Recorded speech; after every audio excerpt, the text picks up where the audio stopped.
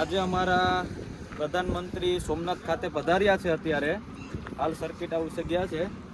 અને અમારા સોમનાથમાં બહુ મતલબમાં ઉજવણીનો 1000 વર્ષ પૂરા થયા છે આજે સોમનાથ મંદિરમાં.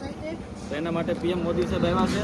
પણ અમારે દ્વારકા જવા માટે ધર્મનું કામ છે તો અમે કન્ટિન્યુ રહીશું. પણ અમે ઓનલાઈન જોઈએ છે બધી પ્રધાનમંત્રીને સ્વાગત કર્યું છે, અમે કન્ટિન્યુ રહીશું. અને ખરેખર ધન્યની વાત છે કે ગર્વ છે કે અમારા પ્રધાનમંત્રી અમારા સોમનાથ ખાતે આવ્યા છે. એના માટે અમને બહુ ગર્વ છે.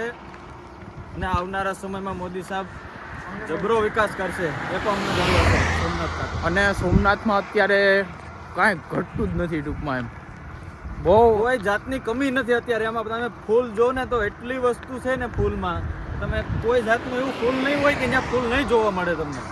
હા, વિદેશના ફૂલ પણ તમને ત્યાં જોવા મળી જશે.